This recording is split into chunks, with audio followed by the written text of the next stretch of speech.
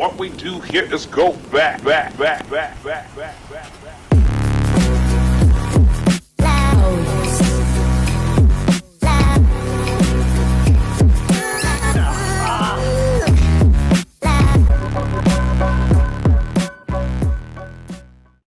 How's it going, everyone, and welcome to episode 33 of the Lost Media Podcast. Today we're talking about Cracks, the short from Sesame Street that was lost for 30 years.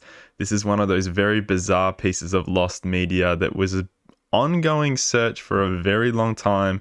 This one guy posting on the internet asking if anyone else remembers this, and some people came forward and remembered it. It is a long story, so we may as well just get started right from the beginning. So a guy who's 38 posts about Cracks. He asks, "Hey, has anyone seen this? I remember watching this when I was like 8 years old, and I've thought about it every day for the last 30 years. And in his post, he follows up with, "I know, get a life." But he's mystified by it. He still thinks about it all the time, and he wonders where the heck this is. Where is Cracks? What happened to it? What is this short? All the guy remembers is this girl who's looking up at the wall, and all of a sudden the wall transforms and there's a camel, and she hops on top of the camel and she goes for a ride with the camel, and everything's sort of in rhyme the way it's going, with the voiceover and the person singing on top. And she's on the camel and she's walking around and she sees a monkey, and the monkey's speaking in rhyme, and she says hello and good day to the monkey. And then she sees a bird, and these are all made out of the cracks in the wall, all of these different figures. And then she finds the crack monster, the wall breaking apart and getting angry at her. And this is all obviously meant to be in her imagination because it's a rainy day and she's got nothing to do, lying on her bed. And the crack monster breaks apart, and she kind of goes out of her daze and goes, "What the heck was going on?" I guess is the point. And then she goes, "Okay, the rain has stopped and it's time to go back outside." That's what this guy remembers. That's Cracks. And a few people remember it, but he's basically saying, "Oh, I've been thinking about this. I really want to see it. If anyone can help me find it, this would be awesome." He never thought to contact the Children's Television Workshop, the CTW. For 30 years, he never thought to contact them, which is a bit strange. You'd think he would contact the CTW, who runs Sesame Street, but no, he doesn't. And after 5 months of after 5 months after he contacted them and he's heard nothing, he randomly gets a fax at work, and it's someone, all the fax says is, we have the video. It's not, "I have the video, Cracks, I have a copy of it." It's just, "We have the video." And after this, he hears nothing for another 6 months. And then all of a sudden, on a Sunday, he gets a letter in the mail that's a DVD inside, and it says, "We hope this completes your search. Please do not share this anywhere." Very mysterious.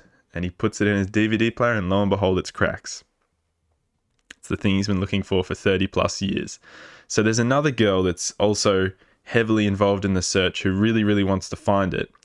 And he meets up with her at a random cafe, because I don't know if they live nearby, but she comes to his area and they meet up at this cafe. Or he goes to her area, I think. I'm not really sure. And they meet up and he says, "I've seen it. I've seen Cracks. It was sent to me." And she's like, "You're crazy. You're making shit up. Like, what are you talking about?" He's like, "Next time we meet up, I'll bring the DVD." And she's like, "Oh, well, next time, sure. I'm sure we're going to meet up again. I'm sure you're not going to be completely lying to me." And however long later, he shows up and he has the DVD of Cracks. And obviously she believes him now because she sees Cracks. And this is just where the story takes off on the internet in terms of people thinking, this guy is full of shit and this is all just made up story. Because Daikite, the Lost Media Wiki founder, finds this guy's telling him this, and he finds out that this guy supposedly has Cracks, and he's just like, "I don't believe you because you're not willing to upload it or share it, and you've said that conveniently, of course, it can't be shared." And so he continues the search himself. He reaches out to people that had their names attached to the project, apparently, and that person who had his name attached to the project says he does not remember on working on such a thing, and he doesn't have it. So it just reaches a dead end, as most lost media searches do. And all of a sudden, one day, he just gets an email. It's nothing, no text saying you can't share this anywhere like the other guy supposedly got. It's just the video of Cracks. And so he's like, I'm uploading this. And we finally see Cracks, and the way I described it before is very similar to what it's actually like. I think all it's missing is the bird. I think the girl hops on the camel out of the cracks in the wall, made up of the cracks in the wall, and then finds the monkey, and then finds the crack monster. And the crack monster, in the way he described it, was a lot more terrifying and a lot more nightmare fuel, is what people kind of garnered from it. Like, oh, this is one of those nightmare fuel Sesame Street things that scared all these bunch of kids, apparently, is what people thought. And then it could never be aired again. Not the case. It is kind of scary if you're a really little kid, but you watch it back and it's like, it's kind of beautiful. It's just that, it's a short for kids. That's all it really is. And the crack monster is sort of scary, but not really scary enough compared to how it was described and compared to what people thought of it. So we finally seen Cracks. It's been released. It's here. This is about 2013. It gets released and we find Cracks. But what the heck happened to who made this? Like, who is involved in it? Where has this production gone? It's worth noting that people, I guess, theorized that Cracks was forgotten by Sesame Street and was never really mentioned again in any Sesame Street specials, and was just one of those shorts that became part of people's memories, and this dude's memories, because there's a few issues with it. It's called Cracks. That could be used as, a joke, to do with cracks. And also crack... my God. And also crack was becoming a big thing in the years following this short. The crack epidemic and the war on drugs. So they didn't want the title of a short they made to relate to the crack epidemic. Like, no good. No good at all. It's a very bad association to have with your show. So what happens after is they just keep wondering and theorizing who the heck has made this. Will we ever find anyone who made this? And then all of a sudden, they get on the phone with a woman, and this woman's voice sounds eerily similar. It's the same person who voiced Cracks and was the singer in Cracks. And she basically says, I don't remember much of this. All I remember was the recording session, and that's it. I was there for the recording. It was, and she does notably say it was one of the weirdest recordings of her career. And she's someone who's been in the recording studio to do hundreds and hundreds of recordings. And Cracks, of course, has to be one of the most bizarre recordings of her career. Maybe it's haunted, guys. Maybe Cracks is the most haunted piece of media in history. Probably not. She does, though, notably remember that during the recording, she saw a woman who was in the booth who was dressed in all white, sort of linen clothing. All white. White shoes, white socks, white dress, all sort of linen. And she had like an earthy name, like Apple or Earth as her name. Her name was Dirt, guys. She had some sort of, hippie name and was very hippie looking. So that's all she remembers about the creation of Cracks and what happened with it. She does not know who animated it. She has no clue any of the other people that were involved. Nothing. She just was the voiceover, was just the person singing. She also remembers that when she went to record it, there's no backing track for her. There's no music for her to sing to. She was just told to do her own thing and sing it in the way she wanted to, and to interpret however which way she would like to in a singing voice. And she was given a lot of creative freedom in the voiceover booth, which she remembers as being pretty cool with this production. But that's it, guys. Since then, there's been nothing. To this day, she's the only person who found it. And in the phone call, She said, notably, that she was mystified by this search because she knows just as much about it as everyone else who has researched it. How about that? She knows nothing about the animator, about anything else other than that recording studio session she remembered. But she does think that there's a chance that the hippie girl dressed in all white linen could have been the animator.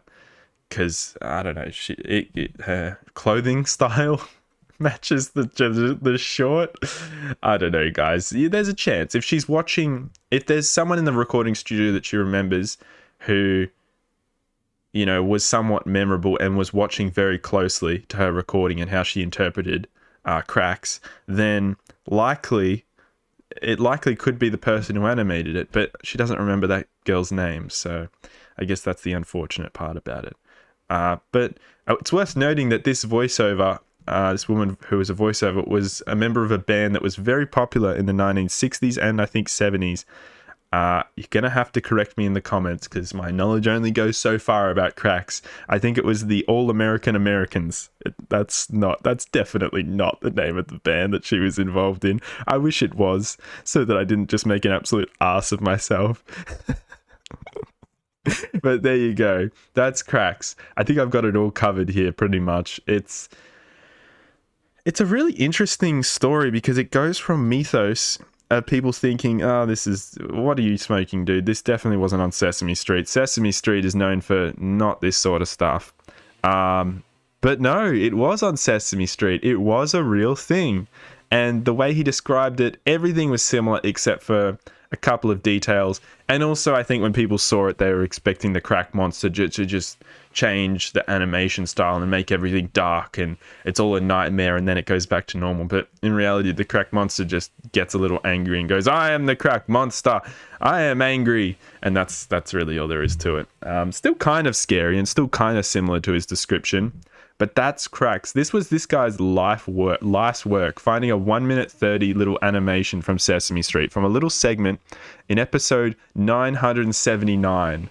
And from the first 15 minutes, I cannot believe I remembered that detail. It's not written in my notes here at all. There you go. I won't remember the exact date it was aired. November 1977? Jeez, if that's even correct, that's...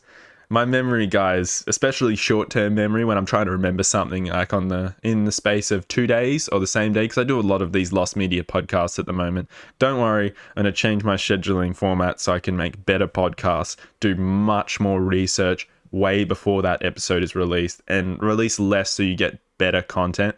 And I'm also going to go on to doing properly edited videos, because if you don't know, I have a very long experience, a very long history and a lot of experience with proper editing and documentary filmmaking. You can see that in the end of this video, in the end screen, under Sam's movies and the videos in that playlist. Oh my god. But yeah, I've kind of gone off on a tangent because that really is all there is to cracks. It's a really, really cool lost media story. And I know, guys, it's lost media that became found. Something I'm trying to ignore and something I'm trying to not do on this podcast. But I can't ignore it when it's something that's really interesting, and it's, I think, a very fascinating story of lost media that became found. And I don't know, when I started researching this, I actually didn't know that it was formally lost. I actually didn't know that it was found until I looked it up while I was watching the Blame It on George video and realized, oh, this is about a story about something that became found. Because you never know with his videos if they're going to be something that is later found or still lost. His video is playing behind me this entire time. Subscribe to his channel. Click like on that video. It's right there in the description. Watch his video of it. It's a better summary. It's just different to this because I'm a podcast and he's making proper videos. Like I said, would love to I keep bumping this thing. I've never bumped this thing in any podcast, but today I keep doing it. I would love to make properly edited videos on the Lost Media podcast. So I'm not just making these podcasts for you guys because it does get a bit nauseating after a while, but it's something different in the Lost Media community. I've noticed a lot of people saying, and I'm loving the support, guys. Keep it coming. It's awesome. I've only got 3 days left of 2 uploads per day, and then that is ending forever, possibly. In terms of regularly uploading 2 videos per day, that was just something I did because this channel needed a start and needed a really solid start to it. So I'm very happy with that. Also, I'll apologize for all the background noise if you were able to hear it. I'm really interested how good these mic settings I put on are. I did neglect putting in the setting that gets rid of very loud background noise because I didn't think I'd ever need it. But today, right just there in the yard, there's a lot of maintenance being done. So yeah, there's that. Thanks again, guys, for watching. I really appreciate it. I really do. And it's time to end this video. Thank you, and goodbye. More Lost Media coming soon. Also, Lost Media, where are they now? This is just so bad.